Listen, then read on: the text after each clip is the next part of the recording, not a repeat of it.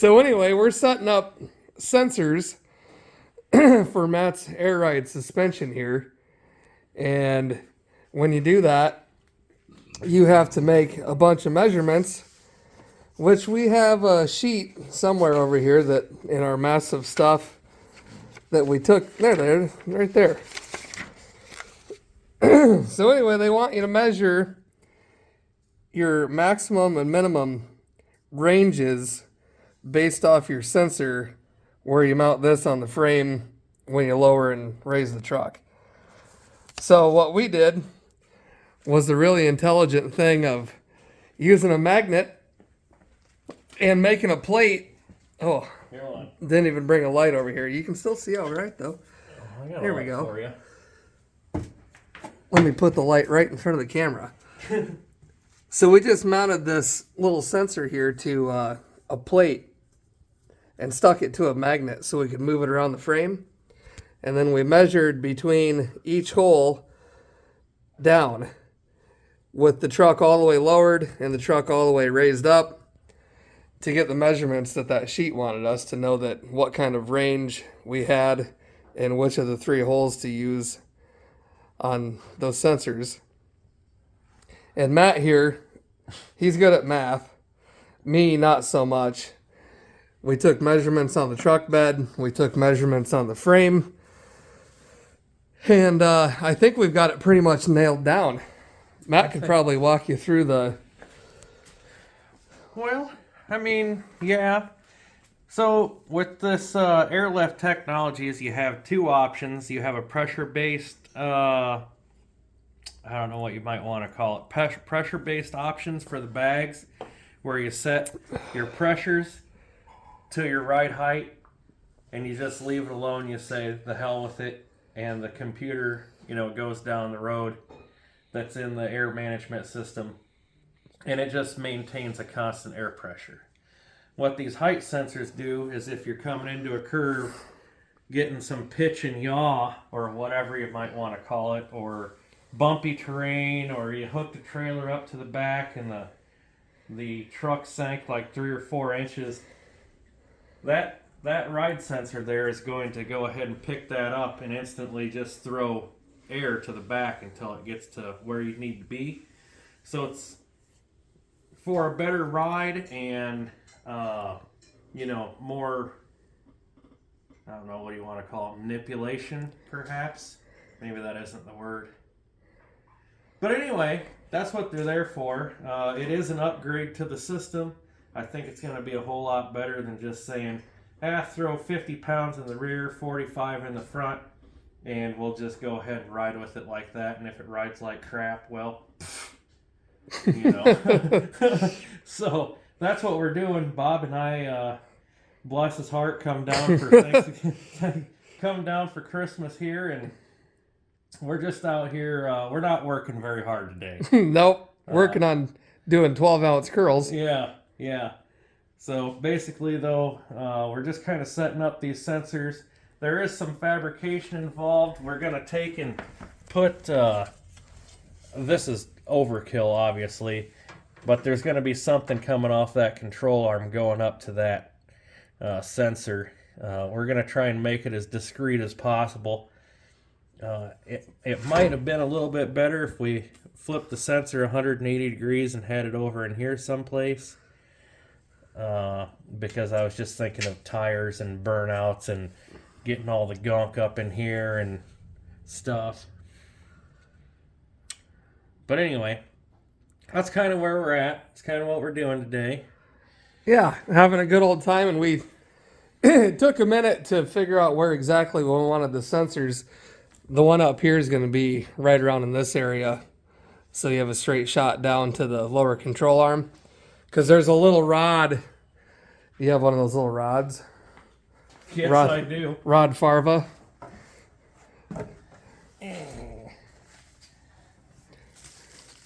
These little guys here have adjustment in them too, and they just are sleeved with an eyelet, on each end of it. And you can have these off at an angle of your sensor, but you can only go 15 degrees either way. So we were kind of trying to pick a decent area mount it up Mount up. before we got too crazy with angles and such, whatnot, and shit and stuff. So, yeah, we just, rather than trying to hold the sensors and somebody measure and all that crap, we came up with the little magnet idea and just stuck it on there, and Yeah. it stayed. It's patent pending, by the way, so if you're thinking about it, don't think about it. Then we've got our measurements written on the tire for how far back from the upper control arm and how far down on the frame the sensor was. And really, all you're looking for is to be within your range.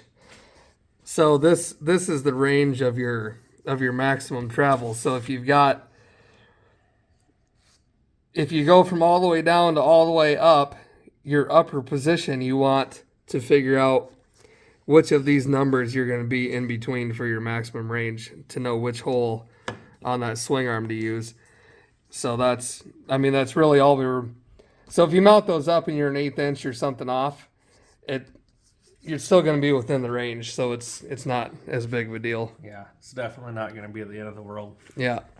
Okay, so as you just witnessed, the introduction to this video is about putting the height sensors on. And we did a brief explanation of reading or measuring the heights, the highest position of your truck, the lowest position of your truck, and then subtract those two numbers, and the numerical difference between the two is what you're supposed to use for the chart according to AirLift's book. They do have some little templates that you can use, and they suck. I hate to put it that way, but I spent like 6 hours trying to figure out how to calibrate these ride sensors, when really all I should have done is use the app. Had I known that there was an app on the phone for it, it would have been a whole lot easier. But so what we've learned was you measure the height, where you want your sensor, the distances, what hole to put it in, and now on to number 3, the calibration of the sensor. Now let's walk through that, because there's kind of a cheat code, if you will, to kind of speed things up without using the paper templates, and we'll go through that in just a second. But let me show you what we ended up with here. So this is the finished install of the sensor. We've got our little tab down there on the top of the A-arm, our rod, and then the sensor. The sensor is asked to be pointed either to the left, to the right, or straight down. They don't want the connector facing vertically for fear that water could get into the sensor. So let me back you out here. So there you go. That's what the front looks like on each side. You have to have a flat spot on your frame to mount that. So that's one thing that you should pay close attention to. As we already discussed, you can have this rod swing in or out just slightly, a couple degrees. I think it's 10 to 15 degrees maximum. What else did we learn during this process? There is a small amount of adjustment in the rod.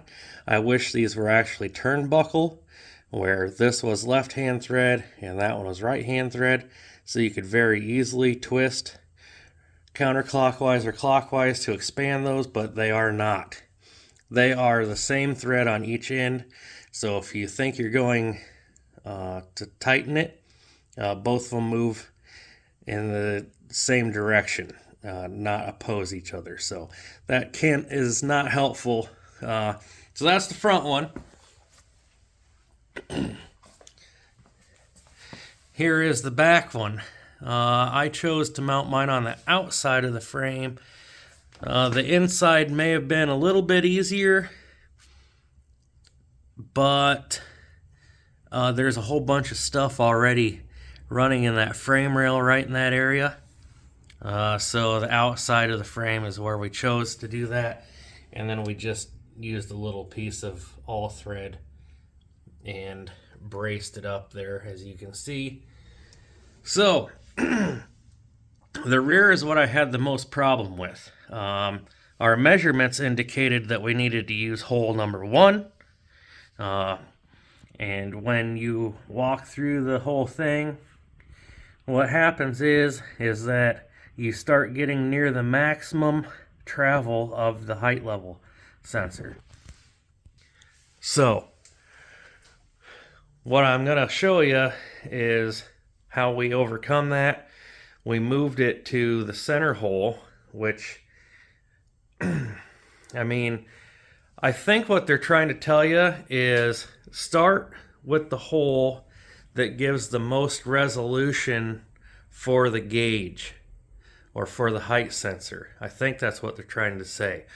Because if you started all the way on the outside hole, it would move minimally for the full travel of the vehicle. So I think what the whole point of the exercise is to get the most swing out of that sensor as you can for the computer that's underneath the truck that the air hoses go to read that and make the adjustments appropriately, so you get the most bang for your buck, so to speak.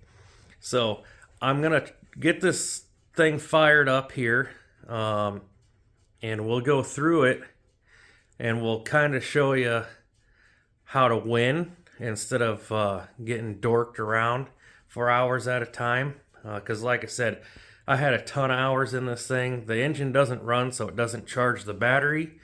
And during the calibration process, what you're doing, those compressors draw a lot of juice from the battery, and the calibration process really gets the vehicle moving up and down and doing all of the oscillations. And you'll fail almost every time if you're not within the parameters. So let me get the screen fired up here and we'll walk through it together.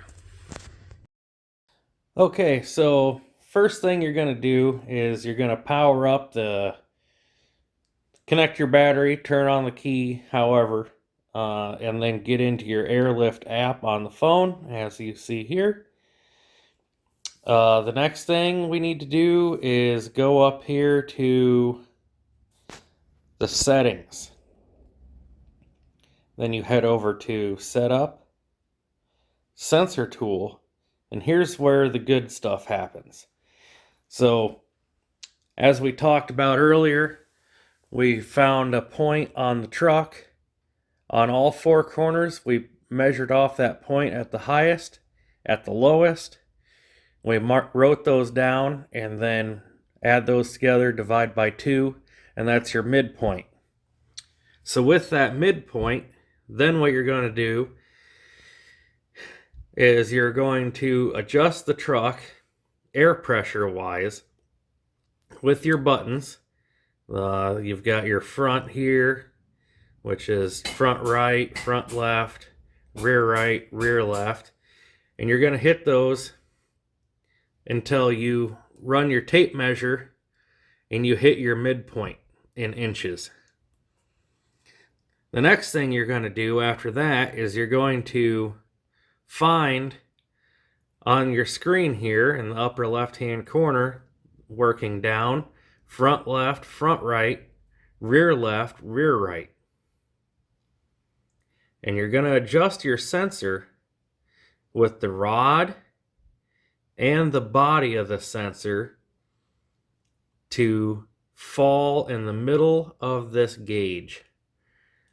And I'll show you here quickly where you can go down and they'll move down, you go up, and the sensors move up. So you need to level your vehicle with the tape measure, and then you need to adjust your sensors so all of the green lines fall in the middle. And then once you've got them set there and locked down, you'll raise the vehicle all the way up, like we'll do here, like that, and you can see how the green bars didn't exceed the gauge. There we are, we're at 90 some pounds, 94 pounds. We'll go with the rear now. Raise that all the way up. You can see with the rear in the second hole that the travel of the green line isn't near as much as the front. Okay, now we'll go down.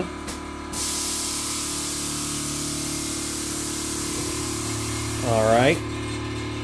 So that's with the vehicle all the way down in the rear. Go down with the front.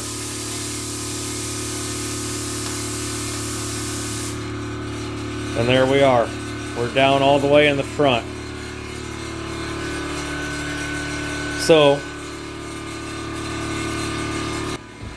now that we know that we've got the vehicle all the way down and all the way up and our green lines don't exceed our gauge, we can go into our calibration program, which is in the app here under calibration, and it'll ask if we want to calibrate. My vehicle has already been calibrated, and it'll work its way through everything that you have just got done doing. It'll go up, it'll go down, it'll start tweaking side to side, just to give a real road type situation to make sure that your sensors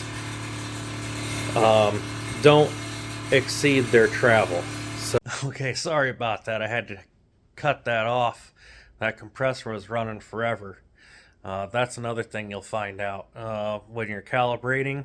If the engine doesn't run and you have two compressors, it will drop the battery voltage below 11 volts and the safety will kick on and kill the compressors. So, and then it'll restart and restart and restart. But the key is to get that green line in the middle before you start your calibration and do your test to make sure all the way up and all the way down don't fall out of your range.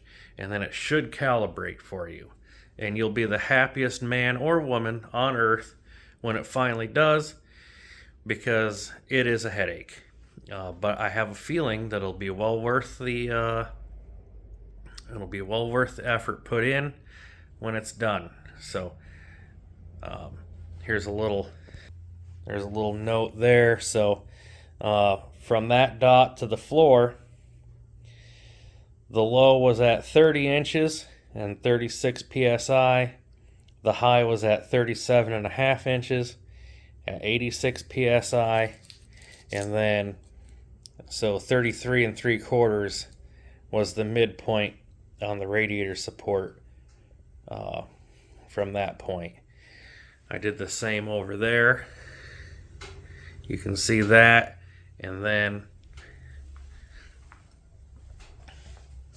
right here is my brother's chicken scratch that I have to write with crayons. So, but anyway, I really, really, really hope that helped you out if you're dealing with these. I know it's easy to give up on stuff that is just fighting you for hours and hours, and no one likes that. So hopefully that makes it easier. I looked all over the internet for, a guide on how to do it other than using the paper templates, and that's the best way that I came up with. So I appreciate you guys watching. I know this was a shorter video, but I hope it was informational. So thank you again for watching, and tune in next week to the Holub Project.